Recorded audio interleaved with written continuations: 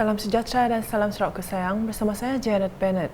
Tumpuan berita, semua warga kerja sama ada dalam sektor awam dan swasta, khususnya golongan berisiko dinasihatkan tidak alfa dan terus menggunakan pelitup muka bagi mengurangkan jangkitan wabak COVID-19.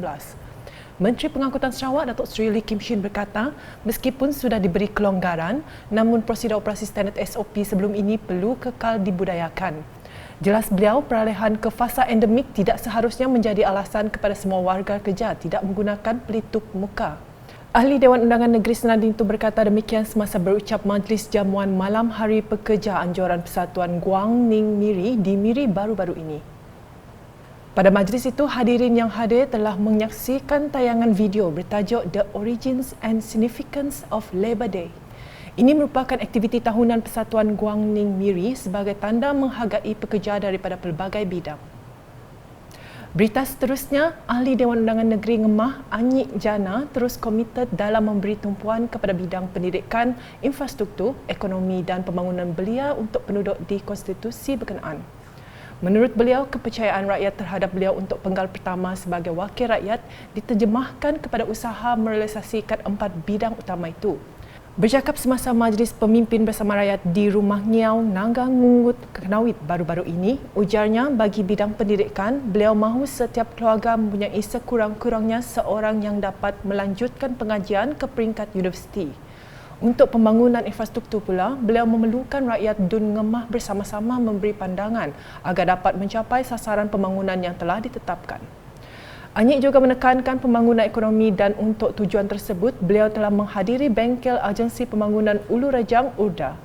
Selain itu, beliau amat menitik beratkan pembangunan belia dan telah bersama-sama Pemuda Parti Rakyat Sarawak PRS merancang beberapa program yang akan dilaksanakan sepanjang tahun ini. Sementara itu, Majlis Bandaraya Miri MBM melalui pasukan petugas akan menyusun strategi dan mempermudah program Sarawak Malaysia Rumah Keduaku SMM2H bagi memperkenalkan Bandaraya Miri kepada warga asing yang menetap di Miri. Dalam pada itu, dengan kerjasama daripada pasukan petugas ini, ia dapat menyokong usaha kerajaan Sarawak untuk mengembangkan program SMM2H serta mempromosikan Bandaraya Miri sebagai lokasi pilihan bagi program berkenaan. Menurut Ketua Pegawai Eksekutif Pejabat Perdagangan dan Pelancongan Sarawak Singapura Status Chiu Chang Guan, program ini adalah sejajar dengan hasrat Kerajaan Sarawak dalam membantu memulihkan ekonomi, khususnya di Miri selepas negara kini beralih kepada fasa endemik. But of course, with Status in Singapore, our role is to promote trade, investment and tourism. So that's why we are also part of the task force of MCC for the Sarawak Malaysia My Second Home. So we will have to work harder together with YB and the team to promote Miri as a city for not only just for Sarawak Malaysia My Second Home but also for tourism. Beliau berkata demikian semasa Sunset Tea Party di Miri City Rooftop baru-baru ini. Untuk rekod, seramai 100 orang warga asing yang menetap di Miri menyertai program ini. Hadir sama Datuk Bandaraya Miri merangkap Adun Pujut, Adam Yi Siu Sang dan ahli-ahli Majlis Bandaraya Miri. Masih lagi dengan perkembangan dari Miri, Rumah Terbuka Sempena Hari Raya Aidilfitri tahun ini amat dinantikan oleh pelbagai lapisan masyarakat selepas 2 tahun tidak diadakan sesulam penularan COVID-19 di seluruh dunia. Menerusi kelonggaran prosedur operasi standard SOP, sambutan Aidilfitri yang diberikan tahun ini, Ahli Parlimen Sebuti, Lukanisman Awang Sauni turut tidak melepaskan peluang menganjurkan rumah terbuka. Dianggarkan kira-kira 1,000 orang terdiri daripada pelbagai lapisan masyarakat menghadiri rumah terbuka Ahli Parlimen Sebuti itu di kediamannya di Miri pada Selasa. Para pengunjung mulai memanjiri pekarangan kediaman beliau pada jam 9 pagi untuk sama-sama memeriahkan rumah terbuka Aidilfitri tersebut. Pelbagai juadah raya dihidangkan kepada para tetamu yang hadir.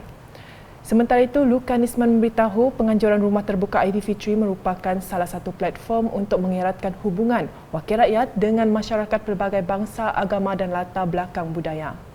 Jelas beliau, ia sekaligus mendekatkan diri dengan masyarakat di Parlimen Sebuti, amnya dan berkongsi kemeriahan sambutan Hari Raya Aidilfitri tahun ini. Bagaimanapun, SOP tetap diberi perhatian dalam usaha memutuskan rantaian penularan COVID-19. Di Semarahan pula, sempena sambutan Aidilfitri tahun ini, Ibu Pejabat Polis Daerah IPD Kota Semarahan telah melaksanakan operasi bersepadu cegah jenayah sebagai usaha pencegahan jenayah.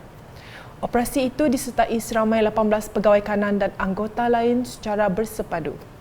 Jurucakap Polis memberitahu ia menyasarkan lokasi-lokasi seperti taman perumahan, kampung, institusi kewangan, premis perniagaan dan kawasan lain yang menjadi tumpuan orang ramai.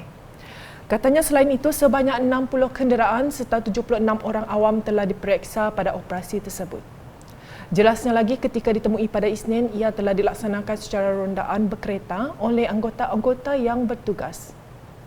Jurucakap Polis menambah, pasukan operasi turut melawat ke rumah yang telah ditinggalkan kosong serta dimaklumkan secara terus kepada pihak polis atau melalui aplikasi Volunteer Smartphone Patrol VSP. Sementara itu, jurucakap sama menegaskan usaha pencegahan jenayah ini akan dipertingkatkan terutamanya di taman perumahan yang berdekatan dengan sempadan daerah lain.